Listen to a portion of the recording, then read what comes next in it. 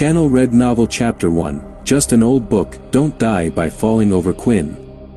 A boy shouted down the hallway. Quinn carried on walking down the school corridor. Harassment had become a daily occurrence for him, but it still bothered him just as much every day, and he couldn't help himself but retaliate. Quinn stopped and pushed his glasses back up as they had slipped down from his face. He needed a new pair, and just from looking at them, you could tell they were heavily worn. The sides were covered with tape and they didn't even fit straight on his face. Quinn then turned around and immediately gave the middle finger. "I bet you don't even know how many fingers I'm holding up." The boy clenched his fist and started running towards Quinn. "You level 1 piece of crap. When are you going to learn that you don't belong in this world?" The boy then placed both of his hands together and a green ball of light started to form. When he was only a few meters away from Quinn, the boy threw his hands forward and the green light shot out from the palm of his hands. Quinn had nowhere to go and the beam of light was too fast for him to dodge. All he could do was grit his teeth and bear the pain. As the light hit Quinn, his body was lifted into the air and sent flying backwards into the corridor wall. "What's going on?" one of the students nearby said. "Are they fighting on the last day of school?" A crowd had immediately formed outside as people were interested in what the commotion was about. One of the female students ran over to the damaged part of the wall to check on the student's safety. The dust started to settle and Quinn's slightly curly black hair was coming into view. When eventually the dust all cleared up and the female saw who it was, she immediately backed away and continued her business as if nothing happened. When the female student had returned to her friends, Quinn could see that they were laughing at her. "I can't believe you tried to help him. I didn't see who it was." After that, Quinn stood up and picked his glasses up off the floor. Once again,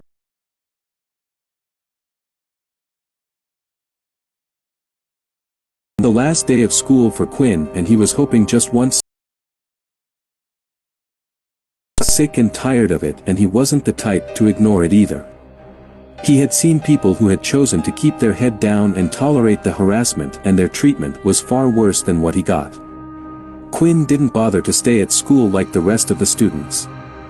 As he walked past, he saw people talking to each other. Some were laughing while some had tears, thinking it was the last time they would ever see each other again, but Quinn wasn't a part of any of that and he didn't want to be. When he finally arrived home, Quinn immediately got to work. Quinn lived in a single-bedroom apartment that had just enough space to fit a single bed and desk.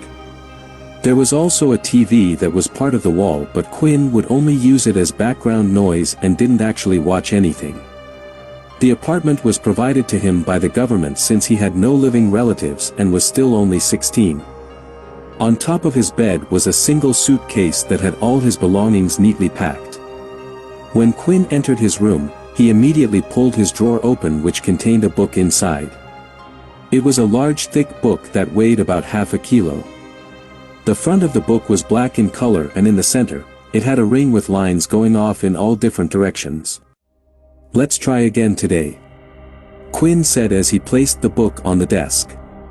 He then immediately went to his bag to pull out a little test tube which had a clear liquid inside. "Test 112, hydrochloric acid.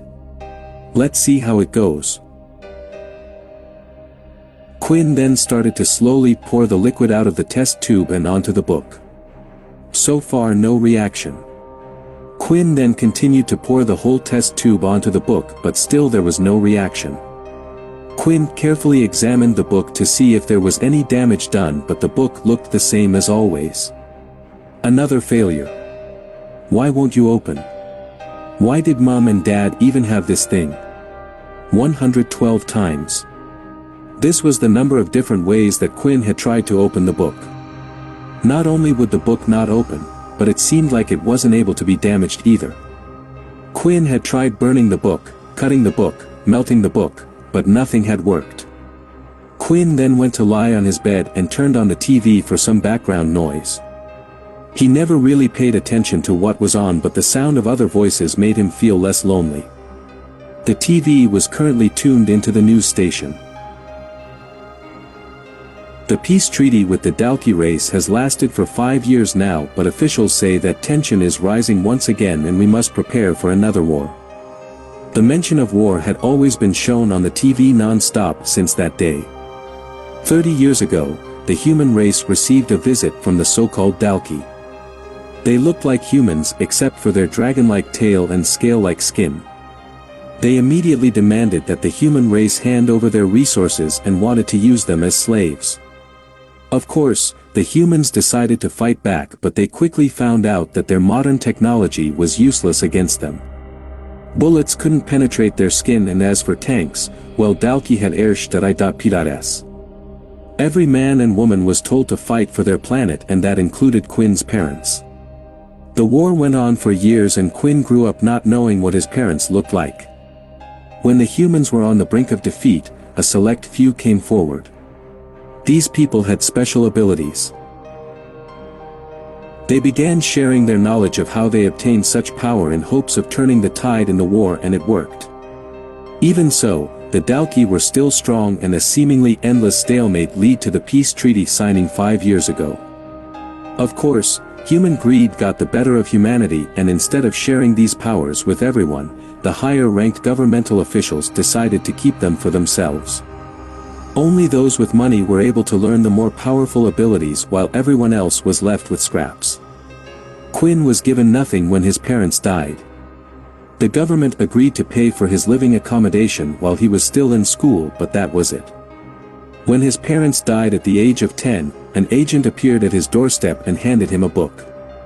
He was told this was the only thing his parents possessed, which they passed down when they died. Why is the world so unfair? Quinn got out of his bed and started walking over to his desk. He picked up his glasses that were still slightly broken and decided he needed to fix them. He noticed that one of the lenses was slightly out of place and tried to punch it back into its frame.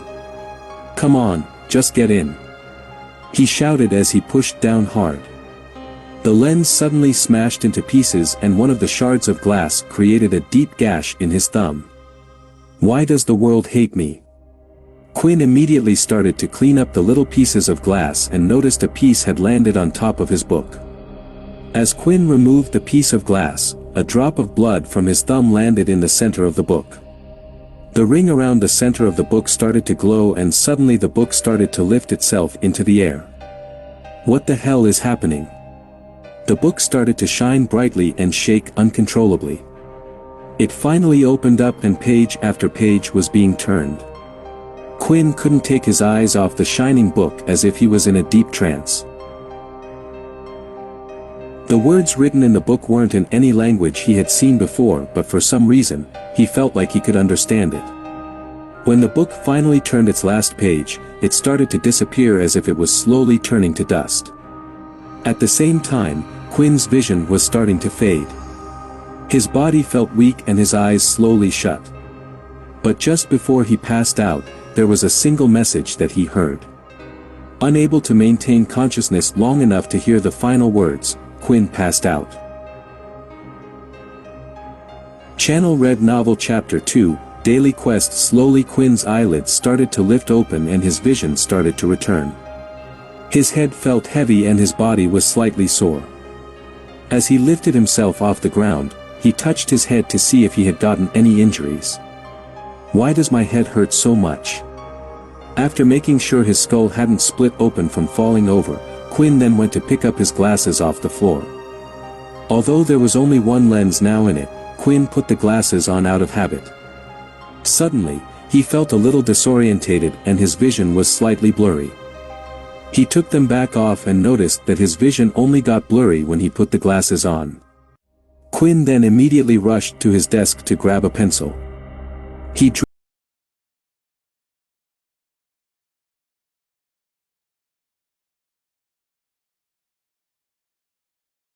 But how? Quinn thought.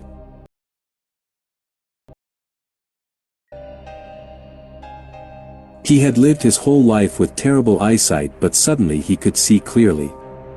Images then started to flash passed out and he could think of only one thing, the book. When Quinn looked around the room, he started to panic. The book. Where the hell's the book? Quinn looked everywhere for the book but he couldn't find anything. It couldn't have gone missing in such a small room, and its disappearance was making Quinn go mad. Maybe it's like my socks. They go missing all the time. Ah, don't be stupid, this is a book we're talking about, not a sock. Quinn then tried to think hard about what had happened just before he had passed out. He suddenly started to remember the book being lifted into the air. Then just before his eyes closed, he heard a few words. What was it? It sounded like some type of system message. Then as soon as Quinn had said those words, a status screen had appeared right in front of his eyes. User, Quinn Talon Race, Human Level 10/100 EXP HP 10 10th Strength, 10 Agility, 10 Stamina, 10 Wow, it's like those really old games people used to play all the time. Quinn noticed that on the status screen there were more tabs on the top. Then even without doing anything and just reading the tabs in his head, the screen automatically switched to the Skills tab. Skills 0 skill points available. Skill locked. Skill locked. On the Skills tab, Quinn wasn't really able to see much. Everything seemed to be locked and slightly grayed out, so he quickly moved on to the next tab, Shop. Shop unlocks at level 10. Can I do anything? The last tab was the Quest tab, and finally, it seemed like this tab wasn't locked behind something. Main Quest. Reach level 10 daily quest, drink 2 liters of water. Reward, 5 EXP. After checking out everything that the system had to offer, Quinn had to just think about closing the system, and it did. When he thought about opening it again, a screen would immediately pop up in front of him. Quinn could only think of one thing. The book his parents had left him was an ability book. These books could often be bought at very high prices from the military or a company, and even on the black market. The only thing was, however, Quinn had never heard of an ability book that disappeared and granted the user a system like this. The ability books were designed to be learnt manually. It wasn't something that you could pick up and instantly understand how to use. A smile started to slowly appear on Quinn's face. This was great news for him. He had always been a level 1 ability user because he could never afford to buy any ability books. Finally, he had something. The next phase was for him to test what ability he had. Fire, fire, come on, Quinn said as he threw the palm of his hand forward. Okay, next. Water, water, out. Quinn did the same again, but there was no result. After trying out many different things and all the abilities he had seen before, it turned out he was unable to perform any of them. What the hell is this useless thing? Is it really just a system ability? Quinn thought about it for a while. If it truly was like a game, then perhaps by completing the quests, he would eventually get stronger and unlock more skills. He was treating it like an ordinary ability book, and clearly what he had obtained wasn't ordinary. Usually, ability books were based around one ability. It was important for a person to select their first ability book because a regular human body would only be able to perform one ability attribute. If you got transform ability as your first ability, you would only be able to get other abilities related to this attribute. This was the same for fire, and so on. Quinn then went to open his mini fridge and started to grab the bottles of water that were inside. He immediately started downing the water bottles one by one. Damn. How much is 2 liters? My belly feels like it's going to burst. After finishing his 8th bottle of water, a new notification message had appeared. Daily quest complete, 5 EXP has been granted 5 out of 100, well, at least I know the system works. Suddenly there was a loud knock that could be heard at the door. Quinn quickly went and opened it. Standing in front of him was a large, muscular, bald-headed man wearing a black military uniform. There were several medals on it and his name written just above his chest. Sergeant Griff. Boy, it is time for you to vacate your room immediately. The vehicle has been waiting outside for 5 minutes already. With everything that had happened, Quinn had forgotten about what was to happen today. It's time for you to head to military school, Griff said. Channel read novel chapter 3, Military School. Due to the war between humans and the Dalki, everyone was required to go to military school for 2 years. Even though humans and Dalki were in a peaceful period, everyone knew that it wouldn't last forever. Every day there was news of one race antagonizing the other, and war felt like it could break out at any moment.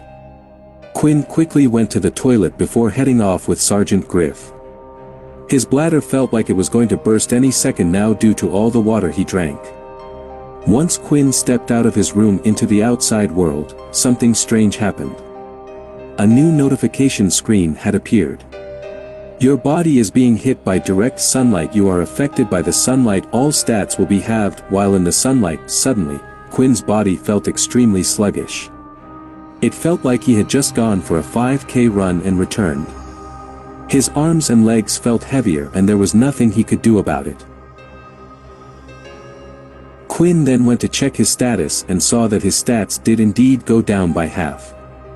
But it wasn't just his stats, his HP was halved as well. HP 5/5 strength, 5/5 stamina, 5/5 agility, 5/5. What kind of drawback is this? Quinn thought. Then a new notification had appeared. You have received a new daily quest, avoid direct sunlight for 8 hours, reward, 5 EXP. Quinn's mood slightly changed as soon as he saw the new daily quest. Unlike the water one, this was something he was able to do naturally just by sleeping. If the system worked the same way it did in games, then that meant once Quinn earned 100 EXP points, he would be able to level up and also increase his stats. So the more daily quests Quinn got, the better it was for him. What are you doing walking so slowly? The school will eat you alive if you carry on like that. Griff shouted. Finally, Quinn had reached a large bus parked just outside his house. When he entered the bus, he noticed that it was already full of students his age. He didn't recognize any of the students though, meaning they had all come from a different school. Quinn then went to sit at the front of the bus, the only seat that was still available. Stats have returned to normal. As soon as Quinn had entered the bus and avoided direct sunlight, his stats returned to normal and his body felt re-energized once again. Well, at least it looks like it's only direct sunlight. The students were all talking to each other in excitement, but that stopped as soon as Sergeant Griff came on board. Alright, it's time for us to head to the military academy. The bus then started to move and the students were finally on their way. The bus remained silent during the journey. Whenever a student would start to speak, Griff immediately would glare in their direction and the student would shut up. Griff didn't even have to say anything, they all knew what he wanted just by looking at him. Then about 10 minutes into the journey, Quinn once again received another message. A substance in the air has been detected. You are feeling sleepy, resistance +1. Quinn found this message quite strange, and then when he started to look around the bus, he noticed that nearly all of the students were either asleep or dozing off. Suddenly, even his own eyelids started to feel dizzy. Your resistance to the substance has increased, resistance +1. Then he heard the sound of loud footsteps coming towards him. As he looked up, he noticed Sergeant Griff hovering above him. Looks like a few of you were able to resist the sleeping gas. Guess we'll just have to bag you. A black bag was then thrown on Quinn's head and his vision now was completely covered. The gas started to slowly seep through and Quinn managed to doze off into a nice sleep. The next moment, Quinn felt a splash of cold water being chucked on his face. He was jolted awake, and all he could see was the green gas. He and several other students started to lift their heads to look around them.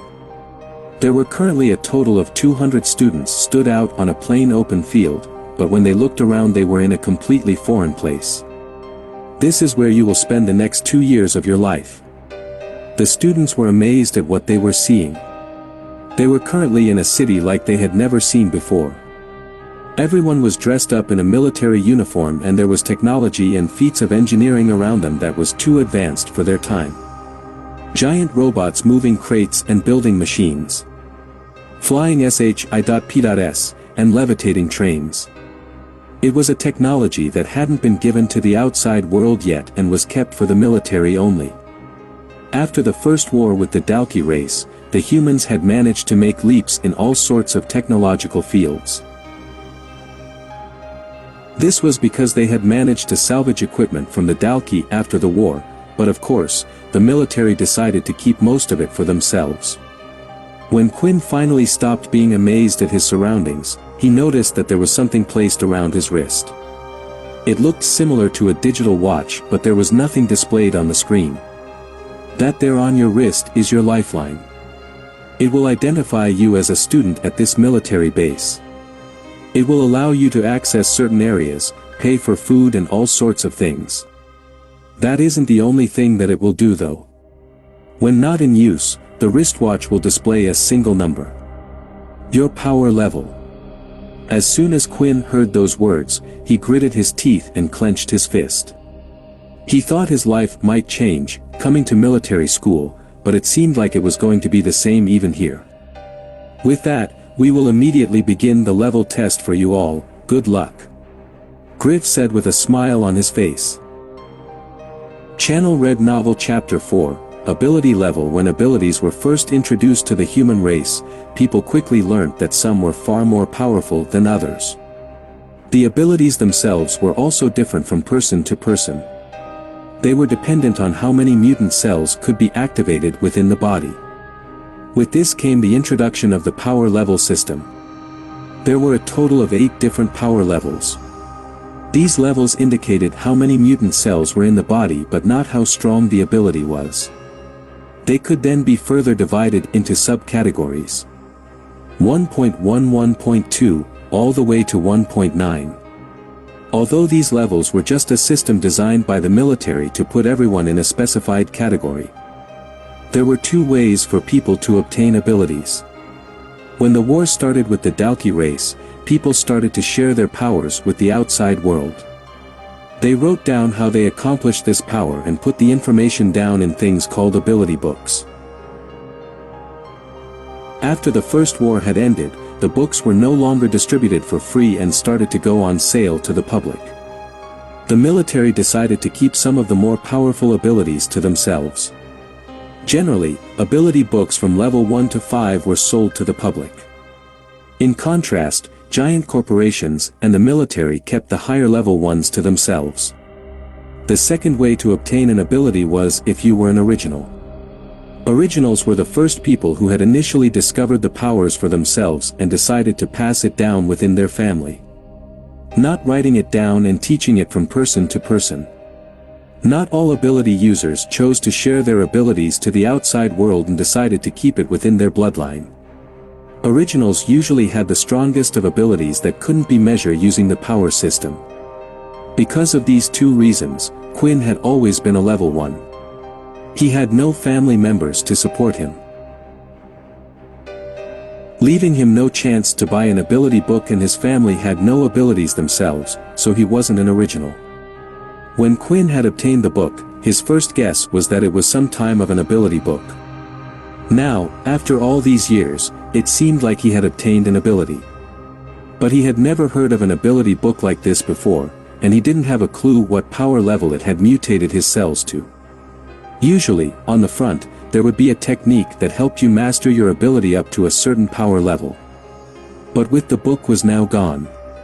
Quinn lifted up his hand to look at the watch, which indicated his current power level was 1. When he looked around, he noticed that everyone else's watches currently showed the same number. Griff was standing in front of all the students and called names in groups of 5. These students would then be transported somewhere to take the test. Quinn was hopeful at first, thinking that he might have been able to change his ability level for once. Still, his mind was quickly changed after receiving a notification. You are being hit by direct sunlight, all stats will be halved. He didn't even know how good 10 strength, 10 agility, and 10 stamina points were. There was nothing he could compare it to. But if his eyesight was anything to go by, then it would mean it was at least the top condition of a normal human being. Right now though, Quinn felt incredibly weak and sluggish. His body felt extremely hot, and he was sweating buckets. Quinn thought it was a good thing he drank a load of water beforehand. Otherwise, he would have been extremely dehydrated. "Hey, are you okay?" a stranger standing next to Quinn said. The stranger had slick blonde hair and hazel green eyes with a chiseled face and sharp jawline. He also stood 6 foot 2 inches tall while Quinn was 5'11". This type of person Quinn would usually avoid at his last shul, as everyone would always pay attention to them, and boy did Quinn hate attention. "If you want, I can call someone for help," the stranger said. "It's okay, I'm just a little bit nervous about the testing," Quinn said as he tried to ignore his tired body and stand up straight. The stranger looked Quinn up and down. Quinn was quite skinny for his age. He didn't have a lot of muscle on him, and right now, he looked incredibly weak. He thought Quinn looked like the type of boy who would have gotten bullied at school, being in a new place and not knowing anyone's power levels. Of course, he would be nervous. If he was to get a level 1 rating again, the same thing would most likely happen here. "Well, don't be. I'm quite strong, you know. If anyone messes with you, you can come and ask me for help," the stranger said, smiling.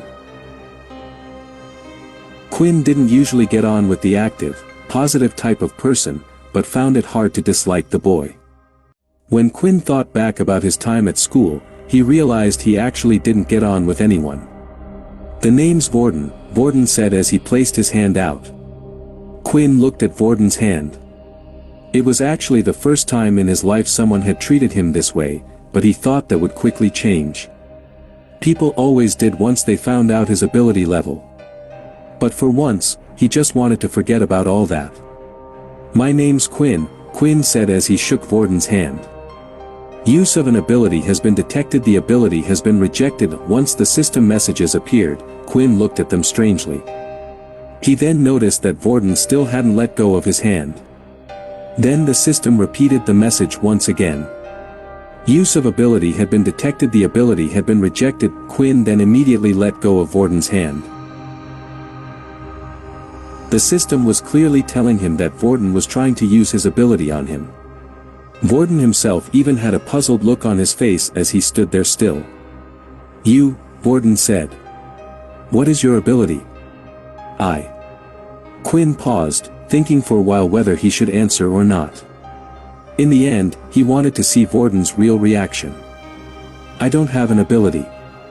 Vorden no longer had a puzzled look on his face, as if the answer had satisfied his curiosity, but before he could say anything, Griff made an announcement.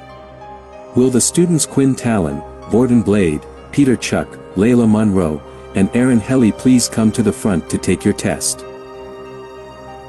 Channel Red Novel Chapter 5, No Ability. Once the 5 students had heard their names being called up, each of them began to walk forwards to Griff, who was waiting for them in front. Including Quinn and Vorden, there was another boy in their group, Peter. Peter looked more nervous than anyone there. He would constantly look around him and he couldn't stop fidgeting either. His body frame was quite small, but it suited him, for he wasn't that tall either. Then there were the 2 girls. The first one was named Layla and the other one was Erin. Layla had short brown hair and a tall figure. On her back, she was carrying a bow, which surprised Quinn, for not many people carried a weapon these days apart from a specific group of people called the Pure. They were a group of people who chose to not have any abilities and instead used weapons. But they were very rare and Quinn had never met anyone like that in his life. He had only heard stories about them. Finally, there was Erin. Erin was the type of girl that turned all of the boys' heads. Her proportions were perfect, not too big, not too small, and she had long silky hair. Her hair was a beautiful golden hue. The only problem was her facial expressions. Even while walking through the crowds of people, not once did her expression change. It stayed stiff and neutral. As Quinn was walking past everyone, he noticed that he couldn't recognize any students there, and it seemed like the others didn't seem to be familiar with anybody either. Quinn could only assume that this was done on purpose. On top of that, no one knew who to befriend or who to look out for because currently, everyone's power level displayed 1. The group had stopped just behind another group who were being transported to the testing area. As soon as Vorden saw the others who were in the same group, Vorden greeted each one of them with a handshake. Vorden was being very polite, so most of them accepted his greetings apart from Erin. She merely stared at Vorden's hand when he offered it out to her, before she turned her head and looked away. "Come on, you don't have to be like that," Vorden said as he placed his hand on her shoulder. This was a big mistake. In an instant, Erin grabbed for Vorden's wrist and twisted his hand. Frost and ice crept up his hand as it began to freeze. Everyone stopped to look at the commotion that was happening near the front. "Wow, she has ice abilities. Isn't that very rare? I would let her freeze me any day." Griff noticed the commotion and started to intervene. "Stop it, you two. If you have that much energy, then save it for the test." Erin immediately dropped Vorden's hand and slowly, Vorden's hand started to defrost. Vorden then went back in line to stand next to Quinn. "Can you believe her?" Vorden complained, "I nearly lost my hand." "You can't just go around touching people without their permission," Quinn replied. "Yeah, I know, she's lucky I didn't wipe the floor with her just cause she's a pretty girl." Many people who were near the front had heard Vorden's word and had already decided to make him an enemy. A thought formed in their heads: if they could somehow humiliate Vorden, then maybe Erin would look their way. Looking at the people around them, Quinn could tell what the others were thinking. Quinn then stepped one step away from Vorden, hoping that others wouldn't think the two were friends. At last, Quinn and the others were called forward and were told to stand inside a box. It wasn't really a box per se, but they were white lines that had been drawn on the ground. The space inside of it was just big enough to fit the 5 of them in. One would notice that outside of the box, there was a hooded man. They were standing nearby. "Send them away," Griff said. As soon as Griff gave the command, the hooded man planted both of his hands on the ground and the box started to light up, shining a bright purple color. Transportation magic, huh, what a rare ability," Vorden said right before the whole group suddenly vanished into thin air. The very next second, they were teleported to another outdoor area which resembled an empty wasteland. There was no sign of life, no trees, nothing at all. Standing in front of the group was a woman dressed in a black military uniform, and by her side was another hooded man. There was not another person in sight. The woman held a tablet in her hand and it looked like she was currently busy inputting some information. Once she had finished, she looked up at the group and began to speak. "Hello to the 5 of you, I am Jane and I will be the one in charge of your test today. Once the test has been completed, I will be updating your information and your score will then be reflected on your wristwatches." Jane then started to look at the tablet. "Now who should we call first? Oh, it looks like we have a couple of previous level ones," Jane said as she checked the information. The information had been passed on from their previous schools. "Peter, would you please step forward?" The nervous, small Peter then stepped forward and he looked even worse than before. Quinn thought he looked bad, but he looked to be in perfect condition if you were to compare the two. At least Quinn was able to stand up, whereas Peter looked like he would fall over any second now. "Would you please tell me what your ability is, Peter?" Jane asked. I don't have any ability," Peter said quietly. Suddenly, Quinn and the others understood why Peter was so nervous. Having no ability wasn't rare. Because of the war, many children had become orphans like Quinn and Peter. This meant there was no chance for them to buy an ability book. But because Peter had no ability, he was afraid of the treatment he would get from the others. "Don't be afraid, Peter," Jane said. "Here, take this." The hooded man that stood at Jane's side suddenly teleported a book into his hand, allowing it to be taken by Jane. She then handed the book over to Peter. "Wow, seriously, you're giving this to me for free?" Peter said in excitement. Thank you. Please study the book in your own free time. When you have finally learned to use it, you can come back to redo the test, but for now I'll have to temporarily award you a level 1 power status. Even though Peter had received a level 1 power status, he didn't care for it. At this moment he only felt hope. His life could finally turn around due to the book that he had just received. Now I believe there was another level 1 user here, Jane said. Quinn, is it? Would you please step forward? Quinn did as he was told and stepped forward. Now Quinn, what ability do you have? Thanks for watching and subscribe my channel.